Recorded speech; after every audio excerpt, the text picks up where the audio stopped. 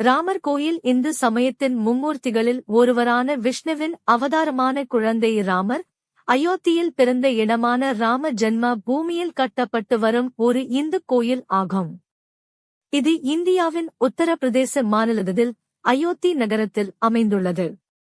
இக்கோயில் ஸ்ரீராம ஜென்மபூமி தீர்த்த சேத்திர அறக்கட்டளை நிர்வாகத்தில் 2.7 ஏக்கர் நிலப்பரப்பில் LT நிறுவனத்தால் கட்டுமானம் மேற்கொள்ளப்பட்டு வருகிறது. இக்கோயில் கட்டுவதற்கான அடிக்கல் நாட்டு விழா ஆகஸ்ட் 5, 2020 அன்று இந்திய பிரதமர் நரேந்திர மோடியால் நிகழ்த்தப்பட்டது. கோயில் வளாகத்தின் நடுவில் குழந்தை ராமர் கருவறை மற்றும் சூரியன், விநாயகர், சிவன், துர்க்கை, அன்னபூரணி மற்றும் அனுமன் ஆகியோருக்கு அர்ப்பணிக்கப்பட்ட சன்னதிகள் இருக்கும். ராமாயணம் காவியத்தின்படி குழந்தை ராமர் அயோத்தியில் பிறந்தார். 16ஆம் நூற்றாண்டில் முகலாய பேரரசர் அவுரங்கசீப் ஆணையின்படி ராமர் பிறந்த இடம் என்று கூறப்படும் ராம ஜென்ம பூமியின் தளத்தில் இருந்த குழந்தை ராமர் கோயில் இடிக்கப்பட்டு பாபர் மசூதி கட்டப்பட்டது. ராம ஜென்ம பூமி தொடர்பாக 1850களில் ஒரு வன்முறை சர்ச்சை எழுந்தது. 1880களில் சங்க பரிவாரைச் சேர்ந்த விசுவ இந்து பரிஷத் அமைப்பினர் இந்துக்களுக்காக ராம ஜென்ம பூமியை மீட்டெடுக்கவும், குழந்தை ராமருக்கு ராம் லல்லா கோயிலை கட்டவும் ஒரு புதிய இயக்கத்தை தொடங்கியது. டிசம்பர் 6, 1992 அன்று விசுவ இந்து பரிஷத் மற்றும் பாரதிய ஜனதா கட்சி 1,50,000 தன்னார்வலர்களை உள்ளடக்கிய ஒரு பேரணியை ஏற்பாடு செய்தது. பேரணி வன்முறையாக மாறியது. மேலும் கூட்டம் பாதுகாப்பு படையினரை முற்றுகையிட்டு பாபர் மசூதியை இடித்தது. பாபர் மசூதி இடிக்கப்பட்டதன் விளைவாக இந்தியாவில் இந்து மற்றும் முஸ்லிம் சமூகங்களுக்கு இடையே ஏற்பட்ட வகுப்புவாத கலவரங்களில் குறைந்தது 2000 பேர் கொல்லப்பட்டனர். மேலும் இந்திய துணைக்கண்டம் முழுவதும் கலவரங்களை தூண்டியது. மசூதி இடிக்கப்பட்ட ஒரு நாளுக்குப் பிறகு டிசம்பர் 7, 1992 அன்று த நியூயார்க் டைம்ஸ் செய்தித்தாள், பாகிஸ்தான் முழுவதும் 30க்கும் மேற்பட்ட இந்து கோயில்கள் தாக்கப்பட்டன, சில தீ வைக்கப்பட்டன, ஒன்று இடிக்கப்பட்டது. பாகிஸ்தான் அரசாங்கம் ஒரு நாள் போராட்டத்தின் போது பள்ளிகள் மற்றும் அலுவலகங்களை மூடியது. வங்காளதேசத்தில் உள்ள இந்து கோவில்களும் தாக்கப்பட்டன. பாபர் மசூதி இடிப்புக்கு பழிவாங்கலின் போது பகுதியளவு அழிக்கப்பட்ட இந்த இந்து கோவில்களில் சில பின்னர் அப்படியே உள்ளன.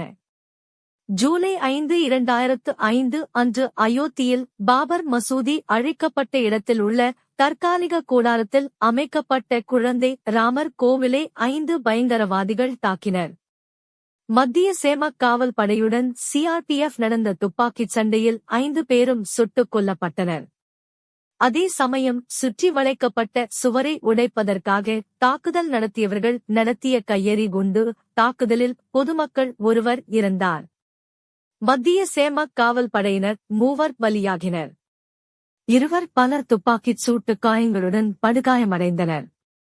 இந்திய தொல்லியல் துறையின் 1978 மற்றும் 2003ஆம் ஆண்டு அகழ்வாராய்ச்சிகளில் பாபர் மசூதி இருந்த இடத்தில் இந்து கோயில் கட்டிட எச்சங்கள் இருந்ததற்கான ஆதாரம் கிடைத்தது. தொல்பொருள் ஆய்வாளர் முகம்மது பல வரலாற்றாசிரியர்கள் கண்டுபிடிப்புகளை குறைமதிப்பிற்கு உட்படுத்துவதாக குற்றம் சாட்டினார்.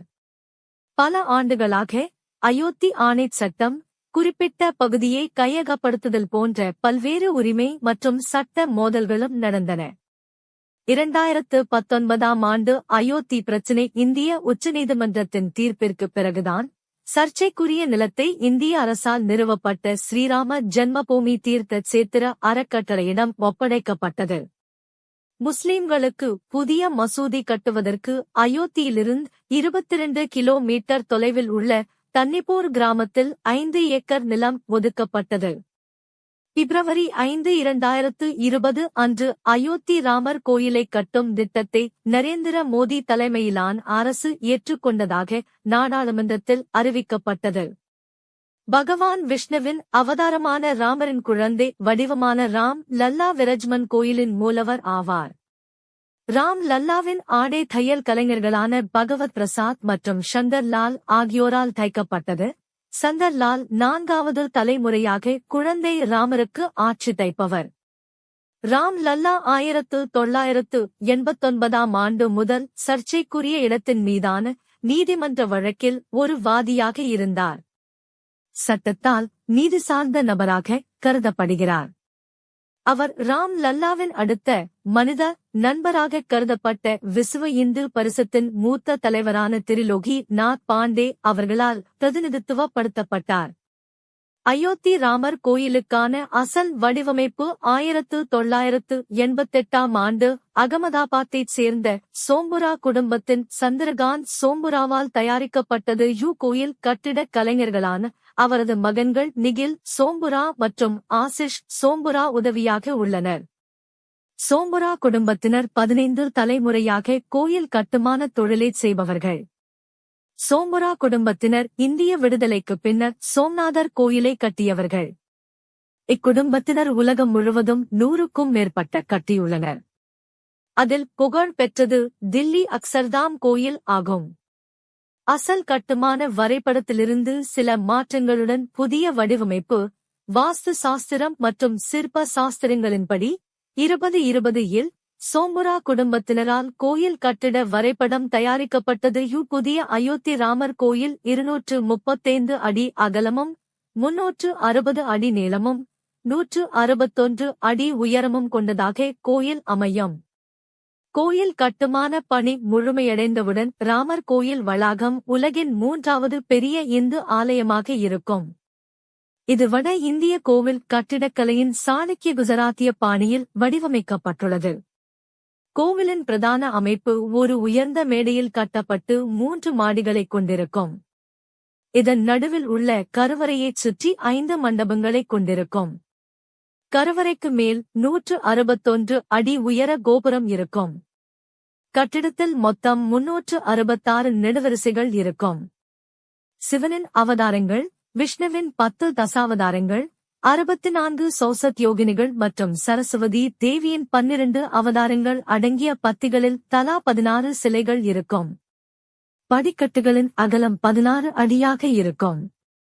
விஷ்ணுவுக்கு அர்ப்பணிக்கப்பட்ட கோயில்களின் வடிவமைப்பிற்கு அர்ப்பணிக்கப்பட்ட வேதங்களின்படி கருவறை எண்கோண வடிவில் இருக்கும்.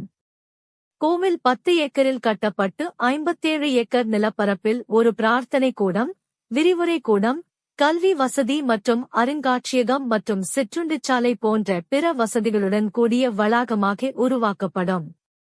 ஸ்ரீராம ஜென்மபூமி தீர்த்த சேத்திர அறக்கட்டளை 2020ஆம் ஆண்டு மார்ச் மாதம் ராமர் கோயிலின் முதல் கட்ட கட்டுமானத்தை தொடங்கியது. கோவிட் பெருந்தொற்று பரவலைத் தொடர்ந்து கட்டுமான பணிகள் தற்காலிகமாக நிறுத்தப்பட்டன. கோயிலுக்கு அஸ்திவாரம் தோண்டும் போது ஒரு சிவலிங்கம், தூண்கள் மற்றும் உடைந்த சிலைகள் கண்டுபிடிக்கப்பட்டன. 2020இல் முதல்வர் யோகி ஆதித்யநாத் முன்னிலையில் குழந்தை ராமர் சிலை தற்காலிக இடத்துக்கு மாற்றப்பட்டது. எல்டி நிறுவனம் கோயில் கட்டுமானத்திற்கு பொறுப்பேற்றது. ராஜஸ்தான் மாநிலத்தின் பரத்பூர் மாவட்டத்தில் உள்ள பன்சி கிராமத்தின் மலையை குடைந்து 600,000 கன அடி மணற்கற்களைக் கொண்டு கட்டுமான பணிகள் நிறைவேற்றப்படும். 30 ஆண்டுகளுக்கு முன்பு நாட்டின் பல்வேறு பகுதிகளில் இருந்து பல மொழிகளில் ஸ்ரீராமர் பெயர் பொறிக்கப்பட்ட 200,000த்திற்கும் மேற்பட்ட செங்கற்கள் வந்துள்ளன. இவை அடித்தளத்தில் பயன்படுத்தப்படும். கோயிலை உருவாக்க பாரம்பரிய நுட்பங்கள் பயன்படுத்தப்படும். பூகம்பம் போன்ற இயற்கை பேரழிவுகளை தாங்கும் அளவுக்கு அது வலுவாக இருக்கும் என்பது உறுதி செய்யப்படும். கோவில் கட்டும் பணியில் சிமெண்ட், இரும்பின் உபயோகம் இருக்காது. கல் தொகுதிகளை இணைக்க 10,000 செப்பு தகடுகள் தேவைப்படும்.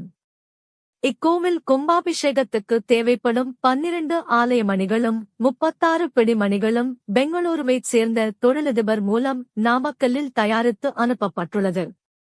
தூத்துக்குடி மாவட்டம் ஏரலிலிருந்து இக்கோவிலுக்கு 650 கிலோ கொண்ட வெண்கலமணி அனுப்பப்பட்டது. 5 ஆகஸ்ட் 2020 அன்று அயோத்தி ராமர் கோயிலுக்கான பூமி பூஜையை இந்திய பிரதமர் நரேந்திர மோடி மற்றும் மோகன் பாகவத் செய்தனர். பிறகு அதிகாரப்பூர்வமாக கோவில் கட்டுமானம் மீண்டும் தொடங்கியது. அடிக்கல் நாட்டு விழாவிற்கு முன்னதாக 3 நாள் நீண்ட வேத சடங்குகள் நடைபெற்றன. இது 40 கிலோ வெள்ளி செங்கல்லை அடித்தளமாக நிறுவப்பட்டது. இந்திய பிரதமர் நரேந்திர மோடி ஆகஸ்ட் 4ஆம் தேதி ஸ்ரீராமரின் பாத பூஜை செய்யப்பட்டது மற்றும் அனைத்து முக்கிய கடவுள் மற்றும் தேவியை அழைக்கும் பூஜை செய்யப்பட்டது.